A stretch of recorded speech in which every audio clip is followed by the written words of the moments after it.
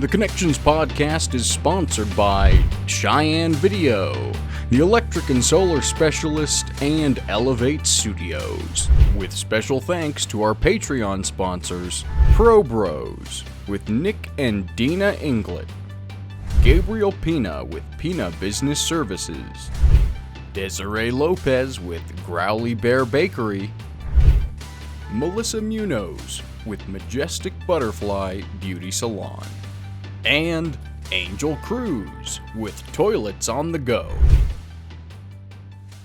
Here we are again. Woo-hoo! I know. Round two, baby. No count. Thanks for joining us. Oh, thanks for having me again. Yeah. No countdown timer from Tom. Yeah, none of this. Don't got more go back going like this. So how have you been since last time? Really good, really good. You know, just living the dream. Life is good. So, Just take life. Yeah, just take what we can get. Keep on keeping on. So, what makes you want to lead in the time? You know, I been around a long time. I've seen a lot of things. I've seen mayors come and I've seen mayors go. I haven't seen anything change. I'm not about that. I believe we can keep our heritage and grow at the same time. I am definitely pro small business. As you've seen in the things that I do, people contact me and say, "Rick, how can you help?" So we go to work and we pull the community together and we say, "Let's do this." And that's what a mayor is supposed to do. But also the mayor is supposed to know that the mind is like a parachute, as to borrow a cliche, it only works when it's open. And so I have a very open mind. I like to listen to people. I like to learn new things. And there are some gentlemen in this town and some ladies in this town that have been around buku years, that have a lot of knowledge. And then we have young men like Slade here that he's got new knowledge that old dogs like me don't have. But I'm willing to listen to all of that. So that's what makes me want to run for mayor. It's just gain knowledge, pull the community together, pull the administration together, get over this. I don't have an ego. I know what I know what I don't know. And so we all just need to pull it together and keep that kind of going on, if you will. That's what one of my things that I always say is if we're all trying to be a car and you're a wheel, just be a wheel, right? Try and be a windshield. Be the best wheel you can be. That's right. True statement. I like that. So, Mr. Coppinger, your business experience, you feel like, is that a good asset to have coming into this candidacy? Absolutely, because it's multifaceted. I have worked in the customer industry.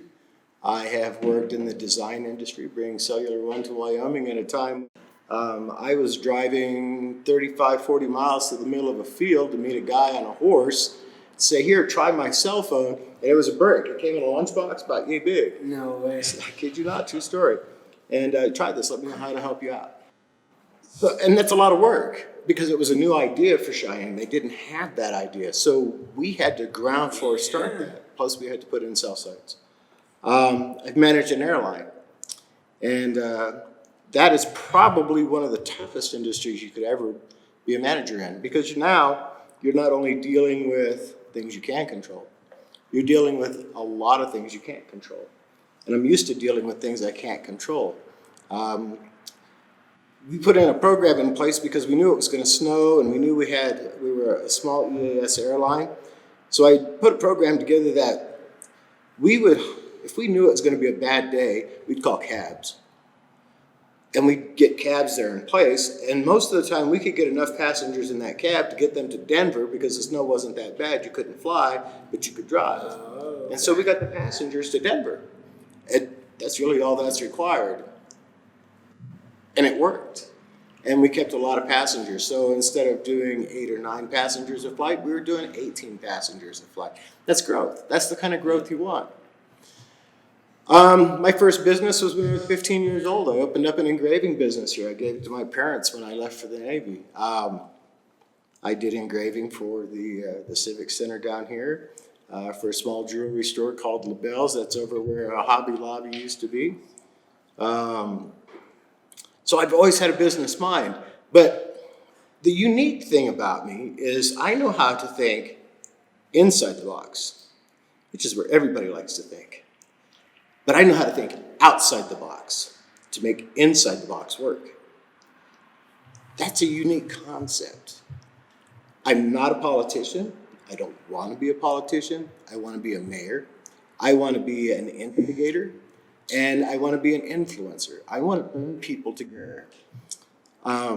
We talked a little bit earlier about transparency. And I think that word's overused. So I haven't really come up with a word that changes that, but what changes that is communication. And you and I have talked once a month, twice a month, come visit. Twice a month. Yeah. You heard it. You know, guys heard it here. Come have coffee. Have coffee with, I don't care. And not just here. I mean, we can go any place. There's small businesses, and that's how we're going to bring people to businesses. Come have coffee with them. Yeah. Tell me what's on your heart. Tell me what's on your mind. I can't necessarily solve it, but if I don't know what it is, I definitely can't solve it. Yeah. So I want to be that open mind, that open ear, that open box. Come tell me what's going on. And if you have a solution, that would be even better, because it's really not a problem if you don't have an idea of what the solution is. It may not be the right solution, but it's a mustard seed, and we can make it grow. I like that. Too much? No, not too much. I just don't know how to respond to that. Jane, help me out here. In your opinion, what would be the ideal candidate of a mayor for the current office? Is that meeting the demands? And how would you come in? Do you think you're able to meet all the demands of an ideal mayor, or would you exceed that, or about that? Please be easy when we talk about our current mayor. Well, no, I don't have, I don't believe in bashing at all. That doesn't work for me. And we think differently. And that's okay, we think differently. Do I think I could excel? If I didn't, I wouldn't be here. There's not a job that I haven't had that I didn't excel in. I have awards from every company I've ever worked for. I went to Leadership Cheyenne, and I was a security officer for Tri-Legion Corporation. The reason they sent me is they said, man, we got a problem. I said, well, what's the problem? They said, well, we don't know how to make badges cheaply. I said, give me a computer and give me 30 days. And so we built a software program that built badges for the company, and we saved them $80,000. And I'd never worked with software before. The idea is that you take what you know and you utilize it and you grow it. Do I think I can do better than our current mayor is? Probably. But what a tough place we're going to start out at. We have COVID-19. We have the oil field crash. We have small businesses that are suffering. That's due to all of this stuff. So it's going to be tough, and it's going to take work, and it's going to take a lot of people and one person to lead them to success outside the box. I like that. Mr. Coppinger, I appreciate how accessible you've been to everybody. It kind of blows my mind whenever you threw up that Facebook post about DASBOG, and that took, and to have someone utilize their platform for good. It's really cool to see people that don't realize, you already carry a voice here, because how many people see your name on a daily basis from your social presence on there. So I guess for myself, it's not a question. It's just I really appreciate how accessible you've made yourself to everybody. Thank you. And I look forward to, regardless of how this election works out, I think you're going to be a good staple to have in our community for years to come. Yep. We're not going anywhere, so I know I'll win, but by far chance I don't, we're still going to push business. Yep. I like that attitude. I bring that attitude every time if someone's going to be taking that last shot, it's going to be me. And I think you got that same attitude, and really enjoy that. Thank you for stopping in, joining us, Mr. Casey. May I ask a question? I'd be honored. We have several struggles here in Cheyenne. One is timely addressing our issue with infrastructure, with the growth that is coming. What do you recommend? First of all, before we even get to that, I think we need to dissect the UDC code and just call it a building code, because a unified development code really isn't working for us. It has ruined our ability to grow. Will you kind of explain for, I don't know what the Unified Development Code is. The Unified Development Code is a book, and it says you have to have, you can use so much space for building a house on, and the rest of that space has to be parking lot, trees, and grass, and so on and so forth.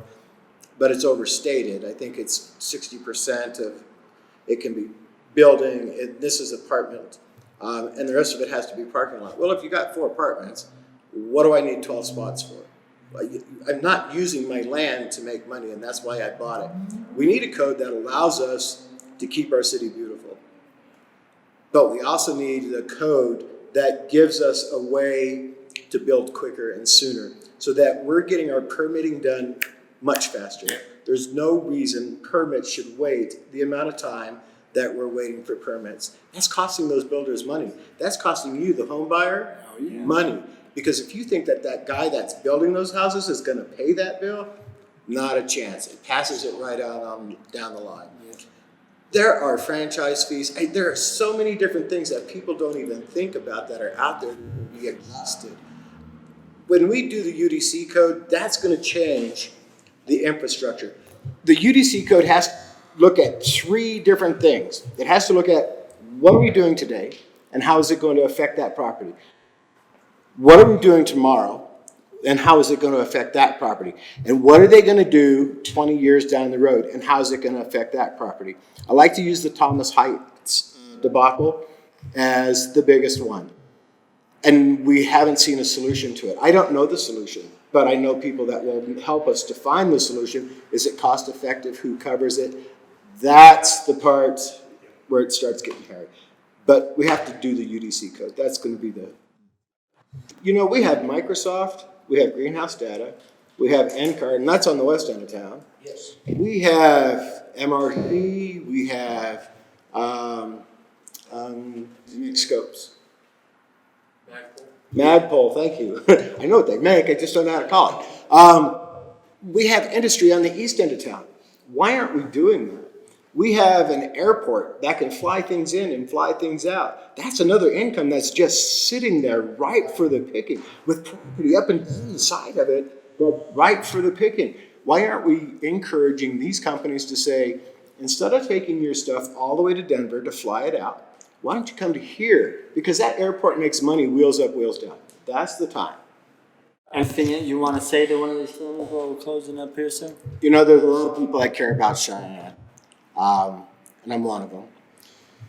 I'm running for mayor, giving up an extremely wonderful job with a great company, because I care more about the city than I care about keeping this job. I'd be honored to have your vote, but don't pick it because it's a square. Like the other gentlemen have said this evening here, become educated.